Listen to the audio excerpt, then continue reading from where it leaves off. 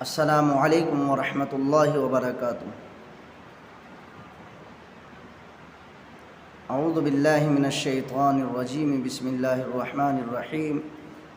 وَلِلَّهِ عَلَى النَّاسِ حِجُّ الْبَيْتِ مَنِ اسْتَطَاعَ إِلَيْهِ سَبِيلًا وَمَنْ كَفَرَ فَإِنَّ اللَّهَ غَنِيٌّ عَنِ الْعَالَمِينَ۔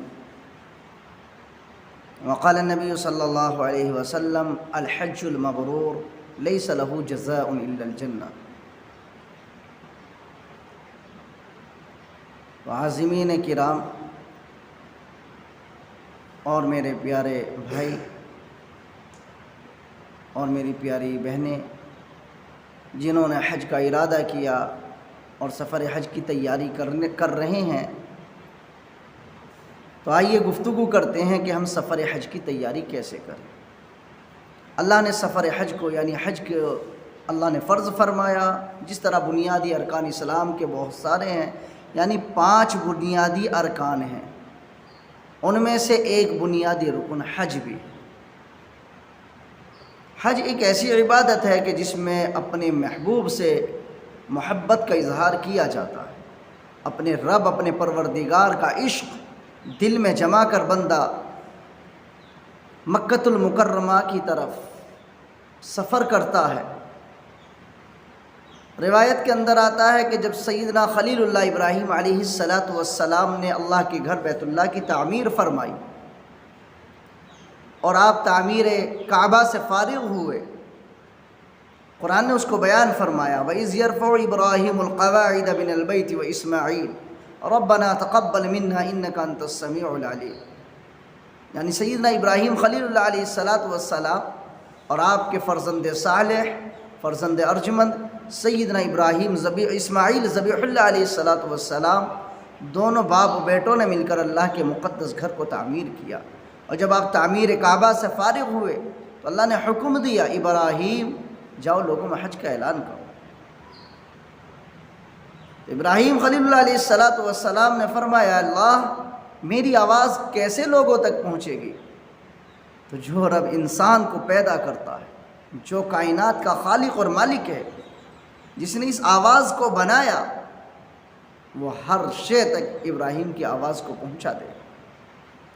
چنانچہ اللہ نے حکم دیا: ابراہیم لوگوں میں تمہاری آواز پہنچے گی، یہ کام ہمارا، تم اعلان کرو۔ روایت میں آتا ہے کہ ابراہیم خلیل اللہ علیہ السلام نے مقام ابراہیم پر کھڑے ہو کر، اور ایک روایت میں ہے کہ جبل ابو قبیس ایک پہاڑ ہے جو صفا پہاڑی کے برابر میں بڑا پہاڑ ہے، اس پر کھڑے ہو کر اعلان کیا: یا ایھا الناس ان اللہ تعالی کتب علیکم الحج فاجبوا دعاکم۔ لوگو اللہ نے تم پر حج کو فرض فرمایا، بس اللہ کی اس دعوت کو قبول کرو۔ تو آتا ہے اس وقت میں جو روح عالم ارواح کے اندر تھی، یا جو اپنے ماں کے رحموں کے اندر تھے، باپوں کی پشت کے اندر تھے، خواہ کہیں بھی تھے، اس وقت میں جن لوگوں نے لبیک کہا، جن روحوں نے لبیک کہا، اور جتنی مرتبہ لبیک کہا، ابراہیم خلیل اللہ کی آواز پر وہ اتنی ہی دفعہ حج کریں گے، اتنی دفعہ بیت اللہ کی حاضری انہیں نصیب ہوگی۔ تو یہ بڑا مقدس سفر ہے، عاشقانہ سفر ہے اور قسمت ہے۔ اس کے لیے راتوں کو رویا جاتا ہے، اللہ سے مرادیں مانگی جاتی ہے، منتیں سماجتیں کی جاتی ہے: مولا تو زندگی میں ایک بار تو ہمیں اپنا مقدس گھر دکھا۔ اور پوری دنیا کے اندر ہی یہ 2 شہر مکہ اور مدینہ مقدس شہر ہے، ان سے افضل اور ان سے بہترین شہر کوئی نہیں۔ جن آنکھوں نے حرمین شریفین کو نہ دیکھا، اللہ کی قسم دنیا میں کچھ نہیں دیکھا۔ ہاں، اور اللہ کی طرف سے اس کے اوپر بڑا اجر اور انعام ہے۔ ایک روایت کے اندر آتا ہے: النفقۃ فی الحج کالنفقۃ فی سبیل اللہ ب700 ضعف۔ حج میں خرچ کرنا جہاد فی سبیل اللہ میں خرچ کرنے کے برابر ہے۔ 1 درہم یا 1 روپیے کا خرچ کرنا 700 درہم یا 700 روپیے کے برابر ہے۔ کتنا بڑا اجر اللہ دے گا۔ لیکن پھر بھی ہم یہ چاہتے ہیں کہ ابھی تو بہت سارے کام ہیں، یہ اٹکے ہوئے، یہ ہے، کوئی سستا سا حج کا آفر یا حج کا پیکیج ملے گا، عمرے کا پیکیج ملے گا تب جائیں گے۔ ارے کروڑ روپے خرچ کر کے بھی اگر مدینہ طیبہ اور مکہ مکرمہ کے حاضری کا شرف حاصل ہو جائے تو سودا سستا، بہت سستا سودا۔ اور بشاست قلب سے خرچ کرنا اور بشاست قلب کے ساتھ ہر تکلیف اور ہر سفر کی پریشانی کو برداشت کرنا، یہی اس سفر کی قبولیت کا مدار ہے۔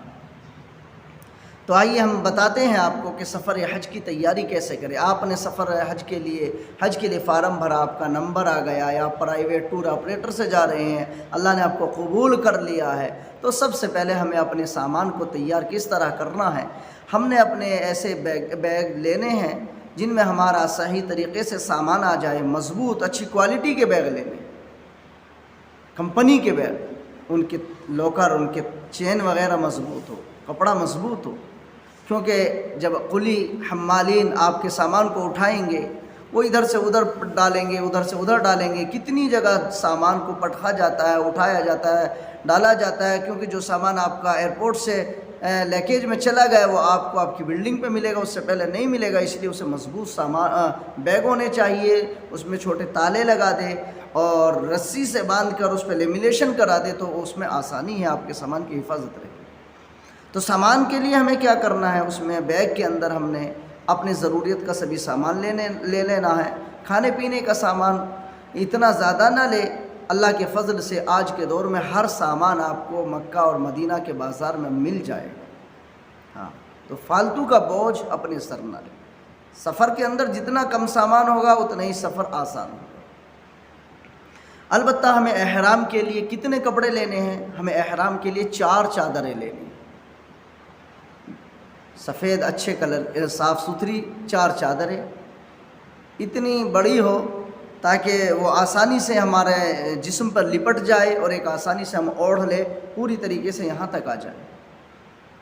2 چادریں ہمیں ایک احرام میں باندھنی ہوگی، 2 چادریں ایکسٹرا، ہمارا احرام گندا ہو جائے، خراب ہو جائے، ہمیں بدلنے کی نوبت آ جائے تو پھر ایکسٹرا چادریں موجود ہیں، ہمیں پریشانی نہیں ہوگی۔ اس لیے احرام کی 4 چادریں لے۔ ہوائی چپل 2 یا 3 جوڑی لے لے، کھو جائے یا کوئی ضرورت پیش آ جائے تو آپ کو پھر دقت نہ ہو۔ تو ہمیں سفر حج کی تیاری کرنی ہے، اپنا ضروری سامان لے لینا ہے، اپنے ایک چھوٹا بیگ بھی اپنے ساتھ لے لینا۔ اس چھوٹے بیگ کے اندر ہمیں جو ضروری کاغذات ہیں وہ رکھنے ہیں، جو آپ کا پاسپورٹ، ٹکٹ، ویزا اور آپ کے جو دیگر کاغذات ہیں وہ اس میں رکھ لے، اور ہر کاغذ کی، ہر چیز کی آپ کئی جیروکس نکلوا لیں، فوٹو اسٹیٹ کرا لیں اور اسے اپنے ساتھ رکھیں۔ ہاں، پتہ نہیں کہاں کس کی ضرورت پڑ جائے، وہاں فوٹو اسٹیٹ آپ کو مشکل ہو جائے گا تو آپ دقت میں آ جائیں گے، اسی لیے 5 7 فوٹو اسٹیٹ ضرور اپنے ساتھ کرا کر اپنے ہینڈ بیگ میں رکھ لے، جو چھوٹا بیگ آپ کا ہوگا۔ اس میں اگر آپ کا سفر مکہ مکرمہ کا ہے تو آپ اپنا ایک جوڑی احرام بھی رکھیں، مدینہ طیبہ کا ہے تو پھر احرام رکھنے کی ضرورت نہیں۔ اس لیے اگر ہمارا سفر جدہ کا ہے، ہماری فلائٹ جدہ جا رہی ہے اور مکہ مکرمہ کا سفر ہے، تو ہم نے اپنے ہینڈ بیگ کے اندر ایک جوڑی احرام بھی ساتھ رکھنا، ہوائی چپل پہن لینا، اور اس طریقے سے ہمیں تیاری کر کے ہمارا وقت آ گیا سفر کا۔ اب ہمیں سب سے پہلے 2 رکعت اپنے گھر پر اپنے گھر والوں کو اللہ کے سپرد کریں۔ یہ محبت بھرا سفر ہے، یہ عاشقانہ سفر ہے، یہ بہت ہی زیادہ دل جمعی کا سفر ہے۔ یہ آج اس شخص کی قسمت جاگ رہی ہے، آج اس کا مقدر اوج پر ہے جو آج حرمین شریفین کا مسافر بنا ہے۔ اللہ ہم سب کو سعادت عطا فرما دے، اللہ ہم سب کو حج مبرور عطا فرما دے، بڑی قسمت والا ہے۔ لہٰذا اپنے بیوی بچوں کو، اپنے گھر والوں کو اللہ کے سپرد کرے اور انہیں واپسی آنے تک کا خرچ انتظامات پہلے ہی کر دے۔ اب ہم نے غسل کرنا ہے، محبت کے ساتھ یہ غسل کرنا ہے کہ آج ہم اللہ کے مہمان بن کر اللہ کے اپنے رب کے دربار میں حاضری کا شرف حاصل کر رہے ہیں، یعنی ہماری قسمت، ہمیں اپنی قسمت پر فخر کرنا اور اپنے اندر عاجزی پیدا کرنا۔ غسل کریں، اچھے کپڑے پہنیں، خوشبو لگائیں اور 2 رکعت صلاۃ السفر اپنے گھر میں پڑھیں، اور اپنے سامان کو اٹھا کر گاڑی میں رکھے اور اپنے گھر سے نکلتے وقت یہ دعا پڑھے، بسم اللہ توکلت علی اللہ لا حول ولا قوت الا باللہ۔ اپنے گھر والوں کو اللہ کے امان میں دے، اللہ کے سپرد کر دے اور دعا کر کے گھر سے نکلے۔ روایت کے اندر آتا ہے کہ جب حاجی اپنے گھر سے نکلتا ہے اور رکاب کے اندر پیر ڈالتا ہے، واپس لوٹنے تک اللہ اس کی دعا کو قبول فرماتا ہے۔ ایک روایت میں ہے الحجاج والعمار وفد اللہ، ان دعوہ اجابہم و ان استغفروہ غفر لہم۔ حج کرنے والے اور عمرہ کرنے والے اللہ کے قافلے ہیں، یہ جب دعائیں کرتے ہیں تو اللہ ان کی دعاؤں کو قبول کرتا ہے، یہ مغفرت چاہتے ہیں تو اللہ مغفرت فرما دیتا ہے۔ سب کے لیے دعائیں کریں، اپنے لیے، اپنے گھر والوں کے لیے، اپنے ملک کے لیے، پوری امت مسلمہ کے لیے دعائیں کریں اور اپنے سفر کو شروع کر دیں۔ بہتر یہ ہے کہ احرام اپنے گھر سے باندھیں، لیکن بہت ساری پابندیاں احرام کی ہے، اس لیے اپنے یہاں کے ایئرپورٹ سے اب ہمیں احرام باندھنا ہے۔ ہم نے اپنے ضروری کاغذات کو اپنے ہینڈ بیگ میں رکھا اور ہم ایئرپورٹ پہنچے۔ جو افراد ہمارے ساتھی ساتھ میں گئے ہیں انہیں الوداع کہے، فی امان اللہ کہے، اور اپنے جو کاغذات ہیں انہیں نکالے اور سیکیورٹی کو جو جانچ کے لیے دیے جائیں گے وہ دے، اور سکون کے ساتھ آپ ایئرپورٹ کے اندر انٹر کرے۔ اب آپ کی بورڈنگ ہوگی، جو کاغذی کارروائی ہوگی انہیں کرے، امیگریشن ہوگا انہیں کرے۔ آپ سے اگر سیکورٹی والے کوئی اور چیز طلب کرے وہ دکھائے، سامان کو کہے بھئی کھول کر دکھاؤ، تو اس میں آپ لڑیں نہ، جھگڑے نہ، ان کا ایک حق ہے اور ان کی ذمہ داری ہے۔ آپ اونچے سفر پر جا رہے ہیں، بشاشت قلب کے ساتھ، خوشی کے ساتھ جو کہے وہ دکھاتے رہے اور اللہ کے سپرد کرتے رہے، اور اللہ کے قبول ایسا اپنے حج کو، اس سفر کو قبول ہونے کے لیے اللہ سے دعائیں کرتے رہے۔ اب آپ امیگریشن سے گزریں گے، وہاں امیگریشن سے گزرنے کے بعد اب آپ اندر ویٹنگ ہال میں جائیں گے، وہاں جا کر آپ کو احرام باندھنا ہے۔ احرام باندھنا، آپ اپنے جسم کے تمام کپڑوں کو نکال دیں گے، بغیر سلی 2 چادریں، ایک کو تہمد کے طور پر لپیٹ لیں گے اور ایک کو اپنے اوپر ڈال لیں گے۔ سب سے پہلے اب ہمیں احرام کے لیے 2 رکعات صلاۃ الاحرام پڑھنا ہے۔ 2 رکعات صلاۃ الاحرام پڑھنے کے بعد ہم سلام پھیریں گے۔ سلام پھیر کر ہم نے، بہتر طریقہ یہی ہے، سلام پھیر کر فوراً احرام کی دعا پڑھ لیں۔ اب آپ عمرے پر جا رہے ہیں، عمرہ کریں گے پہلے جا کر کے، چونکہ آپ حج تمتع کرنے جا رہے ہیں۔ حج کی 3 قسمیں، حج افراد، حج قران، حج تمتع۔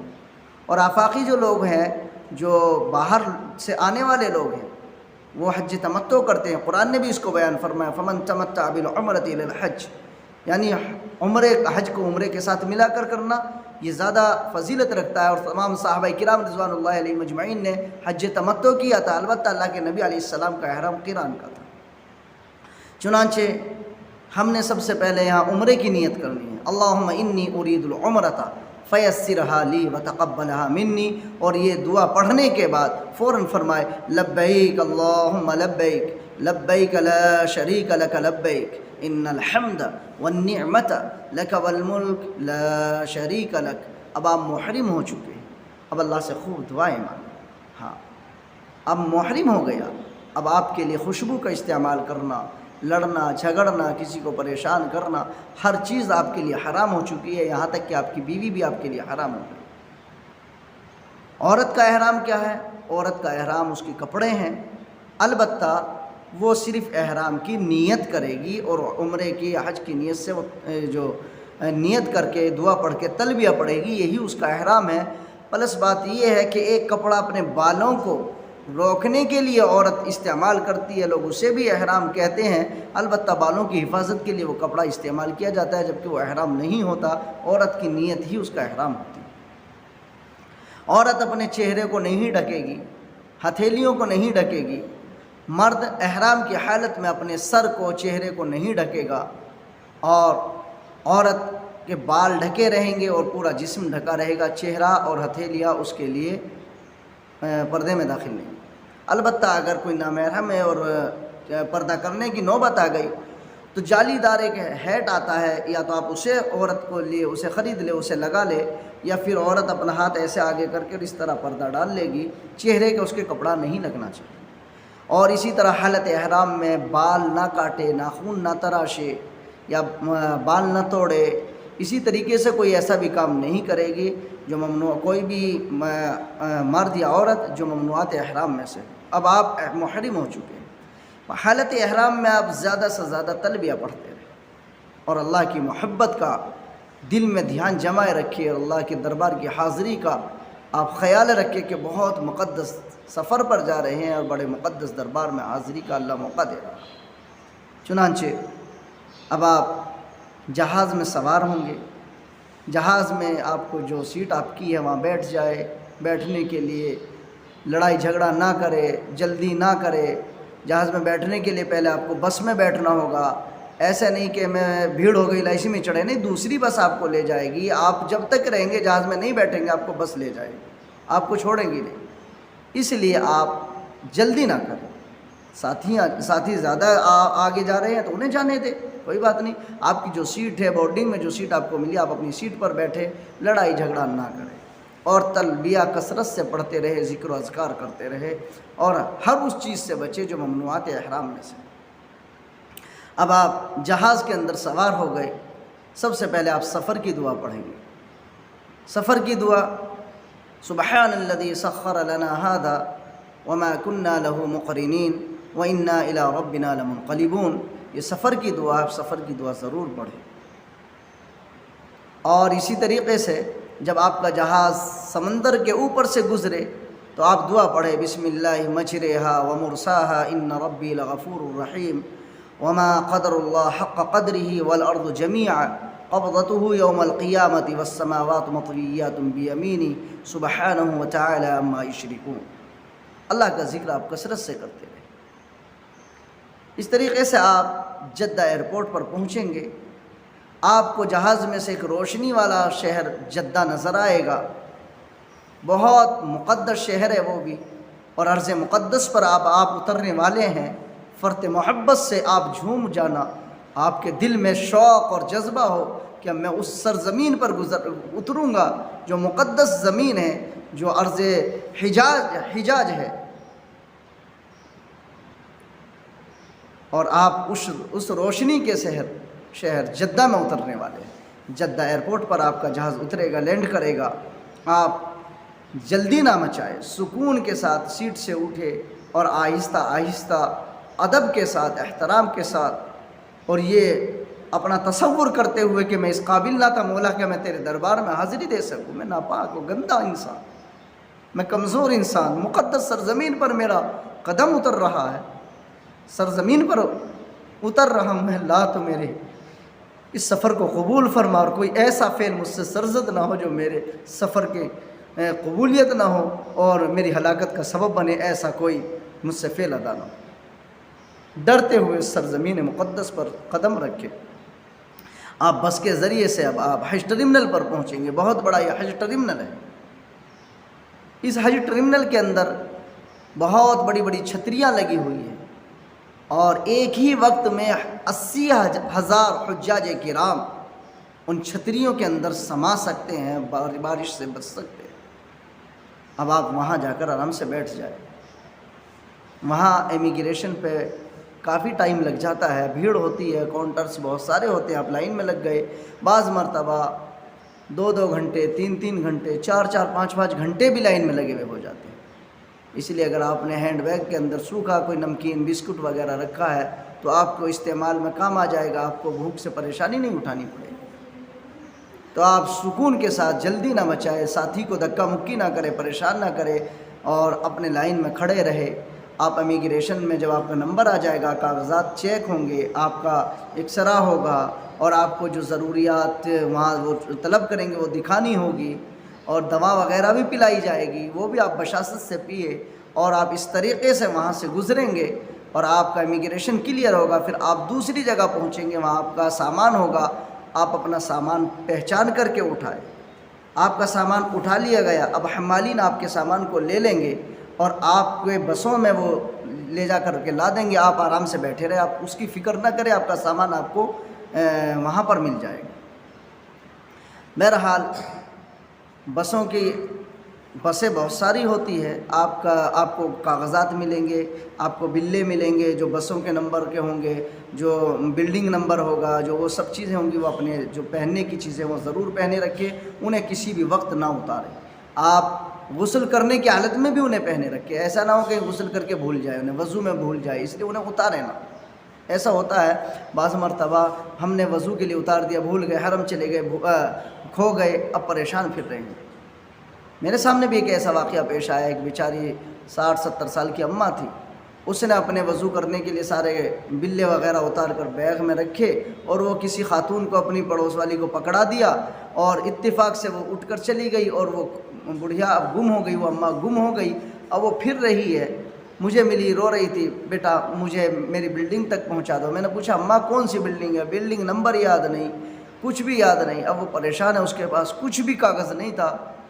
بہرحال اگر کسی پولیس والے کو دے تو وہ کیسے پہچانے، کیونکہ اس کے پاس وہ بوڑھی اماں تھی، نہ اس کے پاس معلم کا نمبر ہے، نہ بلڈنگ کا نمبر ہے، نہ کہ کوئی چیز اس کے پاس ہے۔ میں 2-3 گھنٹے اس اماں کو لے کر کے پھرتا رہا، جون سی وہ بلڈنگ بتا دی کہ یہاں وہ کہیں نظر نہیں آئی۔ آخر کار وہ بھی تھک کر بیٹھ گئے اور میں بھی بیٹھ گیا۔ تو ایسی ہم غلطی نہ کریں، اپنے جو بلے وغیرہ ہمیں ملتے ہیں انہیں ہر وقت اپنے ساتھ پہنے رکھیں۔ البتہ اب ہم بس کے اندر بیٹھیں گے، مکہ مکرمہ زادہ اللہ شرفاً و کرامتاً کی طرف ہمارا قافلہ جائے گا، اور جدے سے مکہ مکرمہ تک آپ 2-2.5 گھنٹے یا 1.5 گھنٹے میں پہنچ جائیں گے۔ تو اس لیے آپ اپنے ساتھ اپنے دل کو بشاست میں رکھیں اور اللہ کے حضور اور مکہ مکرمہ کا اشتیاق آپ کے دل کے اندر رہے۔ آپ جدہ ایئرپورٹ سے اب روانہ ہوں، اب مکہ کی طرف آپ کا قافلہ جا رہا ہے بسوں کے ذریعے سے۔ مکہ مکرمہ سے قریباً 20 کلومیٹر پہلے جہاں اللہ کے نبی علیہ السلام نے صلح حدیبیہ کے موقع پر پڑاؤ کیا تھا اور صلح حدیبیہ ہوئی تھی، وہیں ایک پرانی سڑک ہے، اس کے برابر میں ایک نئی سڑک ہے۔ اس نئی سڑک پر دونوں سڑکوں پر بہت بڑا گیٹ بنا ہوا ہے جو رحل نما ہے، بہت بڑا رحل اس پر بنا ہوا ہے اور اس پر بہت بڑا قرآن اسی طریقے سے کھلا ہوا ہے۔ اب وہ حدود حرم آ گئی، اس گیٹ کے آگے اب انٹر کرو گے، آپ حرم کے اندر داخل ہو رہے ہیں، حدود حرم ہے۔ حدود حرم کے نشانات سیدنا ابراہیم خلیل اللہ علیہ السلام نے لگائے تھے۔ چنانچہ جب وہ گیٹ نظر آئے، اب آپ فرط محبت سے جھوم اٹھے۔ اب آپ مقدس شہر کے اندر انٹر کر رہے ہیں، اور ایسا مقدس شہر ہے، آپ اس گیٹ کے اندر محبت کے ساتھ گھسیں گے، وہاں ایک پولیس چوکی ہوگی، آپ کے کاغذات وہ چیک کریں گے، پھر آپ کو اجازت دے دی جائے گی، اور جب آپ اندر پہنچیں گے، حدود حرم کے اندر انٹر کریں تو دعا پڑھے، اللہم ان ھذا حرمک وحرم رسولک فحرم لحمی ودمی وعظمی وبشری علی النار، اللہم آمنی من عذابک یوم تبعث عبادک۔ یہ دعا حرم کے اندر انٹر کرنے کی ہے، داخل ہونے کی ہے حدود حرم کے اندر۔ اب آپ حدود حرم سے کراس کر رہے ہیں، پہنچ رہے ہیں، مکہ مکرمہ میں جا رہے ہیں۔ اب آپ کو تھوڑی سی دور چلنے کے بعد مکہ مکرمہ کے مقدس شہر کی مقدس عمارتیں آپ کو نظر آ جانا شروع ہو جائے گی۔ آپ زور زور سے تلبیہ پڑھتے رہے، لبیک اللہم لبیک لبیک لا شریک لک لبیک ان الحمد والنعمت لک والملک لا شریک لک، اور تلبیہ کی کثرت آپ رکھیں۔ اب آپ کی بس آپ کو لے کر کے آپ کی بلڈنگ پر پہنچے گی، آپ اپنے سامان کو اٹھائے اور خوشی کے ساتھ اپنے سامان کو اٹھا کر اپنی بلڈنگوں میں رکھے، اور سکون، آپ کو ضرورت آرام کی ہے تو آرام کرے، کھانے کی ضرورت ہے کھانا کھائے، جس چیز کی ضرورت ہے وہ پوری کرے، اور جب آپ فریش ہو جائے، آپ کو سکون مل جائے، اب آپ اللہ کے مقدس گھر بیت اللہ کی حاضری کا قصد کریں۔ تو اب آپ بیت اللہ کی طرف جا رہے ہیں اور حرم مکی کے اندر پہنچ رہے ہیں، تو آپ کے اندر محبت و تلبیہ زور زور سے پڑھتا رہے۔ عورت آہستہ آواز سے تلبیہ پڑھے گی، احرام سے لے کر حجر اسود تک پہنچنے تلک آپ تلبیہ کی کثرت رکھے۔ عورت آہستہ آواز سے اور مرد زور زور سے تلبیہ پڑھتا رہے۔ اس کے بعد مسجد حرام کی عمارتیں آپ کو دکھے گی، آپ جس دروازے سے چاہے داخل ہو جائے، افضل اور بہتر طریقہ ہے کہ باب الصفا سے آپ داخل ہوئے، سنت طریقہ۔ باب الصفا سے داخل ہوں گے تو صفا مروہ آئے گی، پھر آپ آگے جائیں گے بیت اللہ نظر آئے گا۔ اپنی نظروں کو جھکائے رکھے، دل میں محبت ہو، اللہ کی حاضری میں کا قبولیت کی امید اور خوف بھی ہو کہ کوئی مجھ سے ایسا فعل سرزد نہ ہو جائے جو میرا سفر ناقابل قبول ہو جائے۔ اپنی نظروں کو جھکائے رکھے، ایک گناہگار عاجز بندہ اللہ تیرے دربار میں آیا، کس منہ سے تیرے سامنے اپنی نظروں کو اٹھا، اور آپ اپنی نظروں کو جھکائے رکھے، چلتے رہے۔ حرم کی سیڑھیاں نظر آ جائے گی، ان سیڑھیوں سے نیچے اترے، آگے مطاف نظر آئے گا، مطاف کے اندر ایک بہت بڑا کمرہ کھڑا ہوا نظر آئے گا، کالے غلاف والا، آپ نے جو دعائیں مانگنی ہے وہ سوچ لے، لیکن افضل اور بہتر دعا یہ ہے جو امام ابو حنیفہ رحمۃ اللہ علیہ نے لکھی ہے کہ اس وقت میں اپنے مستجاب الدعوات ہونے کی دعا کرے، اور یہ دعا کرے کہ اللہ قیامت تک میں جتنی بھی جائز دعائیں کروں میری سب قبول ہو، اللہ تو مجھے مستجاب الدعوات بنا دے۔ اور آتا ہے کہ بیت اللہ پر جب پہلی نظر پڑتی ہے تو جو دعا بھی مانگی جاتی ہے وہ قبول ہوتی ہے، اس لیے نظر اٹھائے اور اپنے مستجاب الدعوات ہونے کی دعا کرے، اور اللہ کے حضور میں عاجزی کے ساتھ یہ دعا کرے۔ اس کے بعد آپ حجر اسود پر پہنچے اور حجر اسود کے سامنے کھڑے ہو کر استلام کرے۔ بوسہ دے سکتے ہیں تو بہت اچھا، لیکن بھیڑ ہے تو آپ بوسہ دینے کی کوشش نہ کریں، اور حالت احرام میں حجر اسود کو بوسہ بھی نہیں دینا چاہیے، کیونکہ حجر اسود پر خوشبو لگی ہوئی ہوتی ہے اور محرم کے لیے خوشبو کا استعمال کرنا جائز نہیں، حرام ہے، اس لیے اس سے بچیں۔ اور سامنے بیت اللہ حجر اسود کے سامنے کھڑے ہو کر اپنے ہاتھوں کو اٹھائے اور بسم اللہ اللہ اکبر وللہ الحمد کہہ کر آپ طواف کو شروع کر دیں۔ بائیں طرف اب آپ کے خانہ کعبہ ہوگا اور آپ طواف شروع کر دیں اور دعائیں پڑھتے رہے۔ بہت ساری دعائیں طواف کی ہے، لیکن بندے کے جو بھی دعا یاد ہو وہ دعا پڑھتا رہے، یا قرآن کی آیتیں پڑھتا رہے، یا ذکر و اذکار کرتا رہے، استغفار کرتا رہے، جو بھی کچھ یاد ہو وہ پڑھتا رہے۔ کوئی مخصوص دعا نہیں ہے کہ یہی دعا پڑھنی چاہیے، بہت ساری دعائیں مفسرین نے لکھی ہے، علماء نے لکھی ہے، وہ دعا یاد ہو تو بہت اچھا، ورنہ جو بھی دعائیں ہو وہ دعا کرتا رہے اور اس وقت میں دعائیں قبول ہوتی ہے۔ بے وجہ باتیں نہ کرے، دوران طواف بیت اللہ کی طرف نگاہ نہ اٹھائے، نگاہ جھکی ہوئی ہو، اور جب آپ طواف کریں گے کیونکہ حالت احرام میں ہیں تو آپ شروع کے 3 چکروں کے اندر رمل کریں گے، پہلوانوں کی طرح اکڑ کر چلیں گے، پنجوں کے بل چھوٹے چھوٹے قدم رکھ کر، اور آپ اپنے احرام کی چادر کو دائیں کندھے کے نیچے سے، بغل کے نیچے سے نکال کر یوں ڈال لیں گے، اور 7 چکروں میں اجتباء ہوگا، یعنی چادر کو دایاں کندھا کھلا رکھنا اور چادر کو دائیں کندھے پر ڈال لینا، اسے استوا کہا جاتا ہے۔ اور یہ اس طواف میں ہوتا ہے جس کے بعد ہمیں سعی کرنی ہوتی ہے، جو حالت احرام میں طواف کیا جاتا ہے۔ تو آپ اپنی چادر کو اس طرح نکال لیں، جب طواف مکمل ہو جائے گا تو اپنی چادر کو اس طرح پورا ڈال لیں، اور آپ شروع کے 3 چکروں میں رمل کریں گے، اکڑ کر پہلوانوں کی طرح چلیں گے۔ اس کے بعد اب آپ طواف کے 7 چکر ہو جائیں گے، جب بھی حجر اسود آئے گا استلام کریں گے اور دوسرا چکر شروع کر دیں گے، تیسرا شروع کر دیں گے، 7 چکر مکمل ہو گئے۔ آپ نے پھر حجر اسود کا استلام کیا اور آپ آئے، آ کر کے خوب زمزم پیا، زمزم سیر ہو کر کے پیے، اپنے سر پر لگائے، آنکھوں پر لگائے، چہرے پر لگائے، اور زمزم پینے کی دعا اللہم انی اسألک علما نافعا ورزقا واسعا وشفاء من کل داء، یہ دعا پڑھ کر زمزم پیے۔ زمزم پیتے وقت جو دعا کی جاتی ہے وہ قبول ہوتی ہے۔ اس کے بعد آپ صفا پہاڑی پر پہنچ جائیں، اور صفا پہاڑی پر جا کر کے بیت اللہ کی طرف دیکھیں، سامنے بیت اللہ نظر آئے گا، اور خوب اللہ سے دعائیں کریں، اور اگر آپ کے دعا یاد ہے تو دعا پڑھے، بسم اللہ ابدأ کما بدأ اللہ بہ ان الصفا والمروۃ من شعائر اللہ، اور آپ صفا مروہ پر سعی شروع کر دعا یاد نہیں ہے تو اپنی زبان میں دعا کر کے بسم اللہ پڑھ کر کے صفا کا چکر شروع کر دے، سعی شروع کر دے۔ اب آپ نے صفا پہاڑی سے اترے ہیں، اب آپ ڈھلان سے اتر گئے، نشیبی علاقے میں پہنچ گئے، وہاں آپ کو لال بتی، ہری بتی جلی ہوئی نظر آئے گی۔ جیسے ہی ہری بتی نظر آئے فوراً ہری بتی سے 4-5 قدم پہلے سے آپ پھر پہلوانوں کی طرح اکڑ کر چلنا شروع کر دے، تھوڑا تیز کر دے چال کو، اور دوسری ہری بتی کے 4-5 قدم آگے تک اس طرح چلے۔ عورتیں اس طرح نہیں چلے گی، عورتیں اپنی عام چال کے مطابق چلے گی، اور اس کے بعد آپ بھی عام چال کے مطابق چلیں گے۔ ان ہری بتیوں کے درمیان، جنہیں ملین اخضرین کہا جاتا ہے، ان کے درمیان میں آپ کو تھوڑا اکڑ کر پہلوانوں کی طرح تیز چلنا ہے۔ اب آپ مروہ پہاڑی پر پہنچ جائیں گے، 1 چکر ہو گیا، وہاں جا کر بیت اللہ کی طرف دیکھ کر دعائیں کرے، دعا قبول ہوتی ہے۔ پھر وہاں سے دوسرا چکر شروع کر دے، صفا پہاڑی پر آئے، صفا سے پھر مروہ پر جائے، اس طرح ہم 7 چکر شروع کریں گے، اور 7 چکر مروہ پہاڑی پر ہم نے پورے ہو جائیں گے، اور اس کے بعد 2 رکعت نفل ہمیں پڑھنا ہے۔ اس میں ایک چیز میں بھول گیا تھا کہ جب ہم نے طواف مکمل کیا، آب زمزم پیا، تو ہمیں 2 رکعت واجب الطواف بھی پڑھنا ہے، اور اسے آپ مقام ابراہیم کے پاس جگہ مل جائے تو زیادہ افضل ہے، بہتر ہے، ورنہ آپ اسے کہیں بھی بیٹھ کر کہیں بھی آپ ادا کر سکتے ہیں پورے حرم مکی کے اندر، پوری مسجد حرام کے اندر، تو یہ واجب ہے۔ اس کے بعد ہم صفا پر آئیں گے اور صفا بین صفا والمروہ کی سعی شروع کریں گے۔ سعی مکمل ہو گئی، 2 رکعات کا سعی مکمل کرنے کے بعد حرم کے اندر، مسجد حرام کے اندر 2 رکعات کا پڑھنا مستحب ہے، یہ ضروری نہیں۔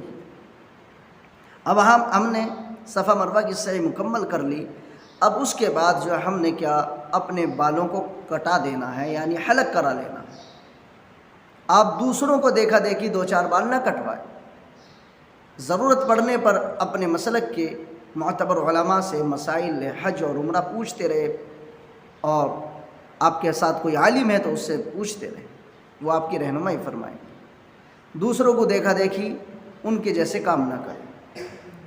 اس طریقے سے آپ نے حلق کرا دیا۔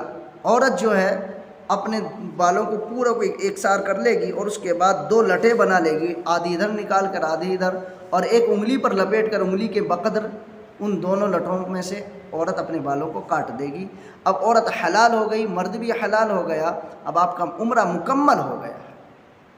اب آپ کو حج کے ٹائم تک اپنا جو کرنا، نمازیں پڑھے، خوب طواف کرے جتنی چاہے، اگر مزید عمرہ کرنا چاہتے ہیں تو عمرے بھی کرے۔ اب آپ کو 8 ذی الحجہ کے اندر حج کا احرام باندھنا ہے۔ حج کے وہ 5 ایام ہیں، 8 ذی الحجہ سے حج کا ایام شروع ہوتے ہیں، لیکن معلم کے آدمی چونکہ 7 ذی الحجہ کی رات سے ہی آپ کو مینا کے لیے لے جائیں گے، وہ اعلان لگا دیں گے، آپ تیاری کریں، اور حاجی اس وقت میں حج کا احرام اپنے کمرے سے، اپنی بلڈنگ سے باندھے گا۔ بہت سے لوگ کہتے ہیں کہ حرم یعنی مسجد حرام میں جا کر احرام باندھیں گے، یہ نہیں، بلکہ حاجی کے لیے اس وقت میں احرام اس کے بلڈنگ، اس کے کمرے سے ہی باندھنا ہوگا۔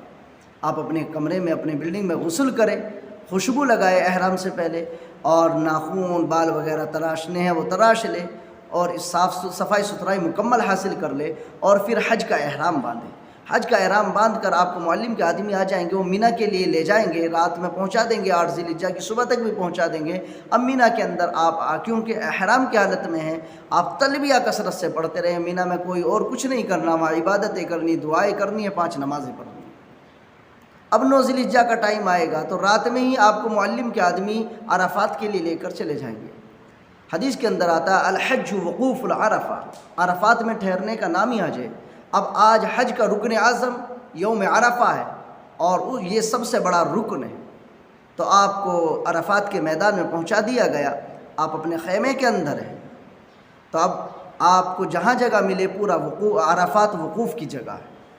اگر آپ مسجد نمرہ کے اندر جو عرفات کی مسجد ہے اس میں وقوف کر رہے ہیں تو اس میں جو اندر کا کچھ حصہ ہے وہ خارج عرفات ہے، اس کا دھیان رکھیں، وہاں پر نہایہ اور بدایہ عرفات کے نشان لگے ہوئے ہیں، لیکن باہری حصے کے اندر آپ وقوف کریں گے تو آپ کا وقوف صحیح ہوگا۔ امیر الحج کے پیچھے آپ نماز پڑھ رہے ہیں، اگر آپ مسافر ہیں تو جمع بین الصلاتین کے اندر آپ امام کے ساتھ قصر کریں گے، لیکن اگر مقیم ہو گئے اور جمع بین الصلاتین آپ کر رہے ہیں، کیونکہ ظہر اور عصر کی نماز ظہر کے وقت میں ایک ہی وقت میں امام صاحب پڑھاتے ہیں اور ایک ساتھ وہ پڑھنی ہوتی ہے، اللہ کے نبی نے ایسا ہی کیا تھا، لہٰذا جمع بین الصلاتین کے جو مسائل ہیں وہ وقت پر اپنے علماء سے وہاں پوچھتے رہے، اور حج کے جو مسائل وہاں بیان کیے جاتے ہیں ان میں شریک ہو۔ جمع بین الصلاتین کے جو مسائل ہے اس میں اختلاف ہے، وہ وقت کے علماء کرام وقت پر آپ کی رہنمائی فرما دیں گے۔ البتہ جمع بین الصلاتین آپ نے عرفات میں کی، اس کے بعد اب آپ کا خطبہ، اللہ کے نبی علیہ السلام نے خطبہ دیا تھا، خطبہ ہوگا، اور خطبے کے بعد وقوف شروع ہو چکا عرفات کا، کیونکہ وقوف عرفات کا جو وقت ہے زوال آفتاب سے لے کر غروب آفتاب تک ہے۔ اب آپ یکسوئی کے ساتھ عبادت میں لگے رہیں۔ اگر آپ اپنے خیمے کے اندر نماز پڑھ رہے ہیں، مسجد نمرہ میں نہیں گئے، عرفات کے اندر خیمے میں ہیں، تو وہاں جمع بین الصلاتین نہیں کریں گے، وہاں ظہر کی نماز ظہر کے وقت میں اور عصر کی نماز عصر کے وقت میں پڑھی جائے گی، البتہ ان مسائل کو وقت پر علماء سے پوچھ لیا جائے گا۔ بہرحال مغرب تلک آپ کو کچھ نہیں کرنا، صرف دعائیں کرنی ہے، رب کے سامنے رو رو کر جتنی زیادہ ہو سکے دعائیں فرمائیں۔ اللہ کے نبی علیہ السلام فرماتے ہیں کہ میری اور مجھ سے پہلے تمام نبیوں کی جو دعا ہے عرفات کے اندر وہ یہ ہے، لا الہ الا اللہ وحدہ لا شریک لہ لہ الملک ولہ الحمد بیدہ الخیر وہو علی کل شیء قدیر۔ یہ عرفات کی سب سے افضل دعا ہے، اللہ کے نبی نے اور تمام نبیوں نے اس دعا کو پڑھا ہے۔ تو یہ دعا یاد ہو تو کثرت سے اسے پڑھتے رہے، اور دیگر دعائیں اور دیگر اپنے لیے، پوری امت کے لیے، سب کے لیے خوب دعائیں مانگے، اور اپنے حج کے قبول ہونے کی رب سے دعا مانگے۔ اب مغرب کا وقت ہو جائے گا، اب آپ کو مغرب کی نماز نہیں پڑھنی ہے، بلکہ اب آپ کو مزدلفہ کے لیے نکلنا ہے۔ اب آپ مزدلفہ کے لیے پیدل جا رہے ہیں تو جلدی پہنچ جائیں گے، بسوں کے انتظار میں ہیں تو آپ جام کے اندر پھنس کر رہ جائیں گے، اس لیے بہتر ہے کہ پیدل نکل لیں۔ مزدلفہ پہنچ جا رہے ہیں، تلبیہ کی کثرت رکھے، مزدلفہ میں پہنچ گئے، وہاں جا کر کے عشاء کے وقت میں مغرب اور عشاء کی نماز ایک ساتھ پڑھیں گے۔ مغرب کی نماز ہمیں مزدلفہ میں پڑھنی ہے، راستے میں یا کہیں نہیں پڑھنی ہے، اللہ کے نبی نے ایسا ہی کیا تھا۔ تو مغرب اور عشاء کی نماز عشاء کے وقت میں مزدلفہ میں جا کر کے پڑھنی ہے، چاہے آپ رات کو 2 بجے مزدلفہ میں پہنچے، 3 بجے پہنچے، کسی بھی ٹائم پہنچے، آپ کو مغرب اور عشاء کی نماز مزدلفہ میں عشاء کے وقت میں ایک ساتھ پڑھنی ہے۔ اب آپ مزدلفہ میں وقوف کریں گے، اللہ سے وہاں دعائیں کریں، کنکریاں وہاں سے اٹھا لیں، آسانی ہے، ویسے کہیں سے بھی اٹھایا جا سکتا ہے کنکریوں کو، لیکن مزدلفہ سے اٹھانے میں آسانی ہوتی ہے، اس لیے مزدلفہ سے کنکریاں لے لیں، 3 دنوں کی کنکریاں آپ لے لیں۔ اب آپ نے فجر کی نماز پڑھی، وقوف مزدلفہ اب شروع ہوتا ہے، اور سورج نکلنے تک وقوف مزدلفہ کا ٹائم ہے۔ خوب دعائیں مانگے اللہ سے، اللہ کے حضور میں خوب دعا کرے۔ سورج نکلنا شروع ہوگا، آپ مزدلفہ سے نکلنے شروع ہو جائیں گے، جو کنکریاں آپ کو مارنی ہیں وہ کنکریاں اپنے ساتھ میں رکھے، فالتو آپ کے ساتھ سامان نہ ہو، کیونکہ اب رمی جیمار یعنی شیطان کا کنکر مارنے کے لیے جا رہے ہیں۔ لبیک اور تکبیر تحلیل آپ کی زبان پر ہو، اور آپ اپنی کنکریوں کو ساتھ رکھے، اور اس طریقے سے فرط محبت اور جذبے کے ساتھ چلتے رہے اور اللہ سے دعائیں کرتے رہے۔ اب آپ مینا کے اندر پہنچ جائیں گے۔ مینا میں پہنچنے سے پہلے مزدلفہ اور مینا کے درمیان میں ایک وادی آتی ہے جسے وادی محصر کہا جاتا ہے، جہاں اللہ رب العالمین نے اصحاب فیل کو ہلاک فرمایا تھا، تو وہاں سے تھوڑا تیزی سے گزرے، ڈرتے ہوئے، استغفار پڑھتے ہوئے گزرے۔ اللہ کے نبی علیہ السلام اور اللہ کے نبی کے صحابہ وہاں سے تیزی سے گزرے تھے، اور فرمایا یہاں سے استغفار کرتے ہوئے تیزی سے گزرو، اللہ نے یہاں ظالموں کو ہلاک کیا تھا، کیونکہ اصحاب فیل کو جو خانہ کعبہ کو گرانے آئے تھے، اللہ نے ان کو وہاں عذاب دے کر کے ہلاک کر دیا تھا۔ اب آپ مینا میں داخل ہو جاتے ہیں، مینا کے خیمے آپ کو نظر آ رہے ہیں، مینا میں داخل ہو گئے۔ اب آپ آرام کے ساتھ چلتے رہیں۔ اب آپ جمرات کے پاس پہنچ جاتے ہیں۔ جو پہلا شیطان یعنی پہلا جمرہ آئے گا اسے بھی چھوڑ دیں گے، دوسرا جمرہ آئے گا اسے بھی چھوڑ دیں گے۔ اب آپ کو آج پہلے دن کے اندر یعنی 10 ذی الحجہ کو بڑے شیطان یعنی جو تیسرا شیطان ادھر سے پڑے گا اس پر کنکری مارنی ہے، اور 7 کنکری مارنی ہے، اور آپ کنکری مارے بسم اللہ اللہ اکبر رغما للشیطان وردا للرحمن یہ کہتے ہوئے کنکری مارے۔ کنکری کو آرام سے پھینکے، وہ جو کنواں سا بنا ہوا ہے اس کے اندر وہ پہنچ جائے، اور پھر آگے تھوڑا سا بڑھ کر وہاں دعا کرے، وہاں دعا قبول ہوتی ہے، وہ دعا کی قبولیت کی جگہ ہے۔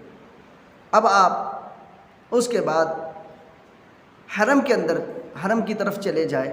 قربانی چونکہ آپ کے بینک کے ذریعے یا سہولتیہ کے اندر آپ نے پیسے جمع کرا دیے ہیں، وہ آپ کو ٹائم دیں گے، تو قربانی آپ کی ہوگی، تو وہ قربانی کا جو ٹائم دے رکھا ٹھیک ہے، بہتر ہے۔ اور اس کے بعد آپ حرم میں چلے جائے اور طواف زیارت کریں، اور طواف اسی طریقے سے کیا جائے گا، رمل بھی کیا جائے گا اس طواف کے اندر، اور اجتباء بھی کیا جائے گا کیونکہ حالت احرام کے اندر ہے۔ اس کے بعد آپ نے طواف کر لیا، اس کے بعد 2 رکعت واجب الطواف پڑھے، زمزم پیے، پھر صفا مروہ کی سعی کرنی ہے آپ کو، صفا مروہ کی سعی کر لی۔ اگر آپ کے جانور کی قربانی ہو چکی ہے تو آپ بال کٹا دیں گے، حلال ہو جائیں گے۔ لیکن اگر آپ نے ابھی جانور کی قربانی نہیں ہوئی ہے، اگلے دن ہوگی یا ابھی ٹائم ہے، تو آپ اپنے بال نہیں کٹائیں گے، احرام نہیں کھولیں گے۔ احرام جب کھولیں گے، بال جب کٹائیں گے جب آپ کے جانور کی قربانی ہو جائے گی۔ قربانی ہو گئی، اس کے بعد آپ اپنے بالوں کو کٹا دیں اور احرام سے فارغ ہو جائیں۔ اب آپ بالکل فارغ ہو گئے، آپ پھر واپس مینا آئے، آپ اپنی بلڈنگ پہ نہیں جائیں گے، مینا میں آ کر اپنے خیمے کے اندر رہے۔ اگلے دن پھر آپ کو رمی کرنی ہے۔ اب اگلے دن جو رمی کا وقت ہے وہ زوال آفتاب کے بعد ہوگا۔ لوگ صبح سے بھی کنکری مارنی شروع کر دیتے ہیں، اب لوگوں کی دیکھا دیکھی صبح میں جلدی کنکری نہ مارے، بلکہ زوال آفتاب کے بعد آپ کی ٹائم شروع ہوگا۔ آپ اگلے دن تینوں شیطانوں کے کنکری ماریں گے، پہلے شیطان کے بھی 7 کنکری، دوسرے کے بھی، تیسرے کے بھی۔ پھر آپ اپنے خیمے کے اندر رہیں گے، پھر تیسرے دن بھی آپ تینوں شیطانوں کا کنکری ماریں گے، پہلے کے بھی، دوسرے کے بھی، تیسرے کے بھی۔ اب تیسرے دن آپ نے 12ویں تاریخ کو تینوں شیطانوں کا کنکری اگر غروب آفتاب سے پہلے پہلے مار دیے تو آپ مینا سے نکل کر اپنے گھر اپنے بلڈنگ میں جا سکتے ہیں، لیکن غروب آفتاب کے بعد اگر آپ نے کنکری ماری ہے تو پھر آپ کو بہتر اور افضل یہی ہے کہ آپ یعنی چوتھے دن کی بھی رمی کرے، 13ویں ذی الحجہ کی بھی کنکری مارے۔ اور 13ویں ذی الحجہ کا جو وقت ہے اس میں بھی اختلاف ہے، لیکن امام ابو حنیفہ رحمۃ اللہ علیہ کے نزدیک 13ویں ذی الحجہ کا جو وقت ہے وہ بھی زوال آفتاب کے بعد شروع ہے۔ اس لیے اب آپ نے کنکریوں سے فارغ ہو کر اپنی بلڈنگ پہ آ گئے، اب آپ حاجی ہو گئے، الحمدللہ آپ کے سب ارکان حج پورے ہو چکے ہیں۔ اب آپ اپنے سفر کی واپسی کی تیاری کریں گے۔ اب آپ کو واپسی سے پہلے ایک طواف اور کرنا ہے جسے طواف وداع کہا جاتا ہے، الوداعی طواف۔ جب آپ نے اپنے سفر کی تیاری کر لی، سامان باندھ لیا، اب آپ اپنے گھر کے لیے آنے کے لیے تیار ہے، تو سب سے پہلے مسجد حرام جائے اور وہاں جا کر طواف وداع کرے، اور اس طواف کے اندر رقت ہو، ایسا طواف ہو کہ اللہ اس سفر کو تو ہمارے لیے آخری سفر نہ بنانا، اور بار بار ہمیں اس مقدس گھر میں بلاتے رہنا، آنکھوں سے آنسو جاری ہو، دل میں ندامت ہو، اور پھر اس گھر کی طرف لوٹنے کا اشتیاق۔ اور اس طرح آپ طواف وداع کر کے واجب الطواف پڑھ کے خوب رو رو کر دعائیں مانگے، اور بار بار حاضری کا اشتیاق دل میں جمع کر دعا مانگے، اور بڑے محبت کے ساتھ واپس ہو جائے اور اپنے سفر کی تیاری سے سامان اٹھائے اور واپسی اپنے وطن کی طرف روانہ ہو جائے۔ اس طرح جب ہم حج کریں گے تو انشاءاللہ امید ہے کہ ہمارا یہ حج قبول ہوگا اور اللہ کے دربار میں شرف قبولیت حاصل کر لے گا، اور دوران سفر کسی کو پریشان نہ کرے۔ ان خانہ یعنی کہ قیام مکہ کے اندر اس جتنے بھی دن آپ وہاں رہے ہیں اس دوران اپنے سے کوئی ایسی غلطی نہ ہو یا کسی کو تکلیف نہ ہو، لڑائی جھگڑا نہ ہو ساتھیوں سے، کیونکہ ہو جاتا ہے، لڑائی جھگڑا نہ ہو، کسی کو برا نہ کہے، کسی کی غیبت نہ کرے، چغلی نہ کرے، ہم اپنے سفر کو بالکل پیار اور محبت کے ساتھ کریں تو انشاءاللہ اللہ کے دربار میں ہمارا یہ سفر قبول ہوگا۔ اس کے بعد مدینے کا قصد ہوگا۔ بہرحال مدینے کے تعلق سے انشاءاللہ میں ایک اور ویڈیو آپ کے لیے ضرور بناؤں گا، اور مدینے کی مقدس جگہ اور مدینے کے آداب اور سفر مدینہ کے آداب اور صلاۃ و سلام اور کس طریقے سے آداب حاضری ہیں وہ سب انشاءاللہ میں اس میں بیان کروں گا۔ اللہ سے دعا فرمائے اللہ مجھے بھی اور ہم سب کو بیت اللہ کی بار بار حاضری نصیب فرمائے، اللہ ہمارے اس سفر کو قبول فرمائے۔ السلام علیکم ورحمۃ اللہ وبرکاتہ۔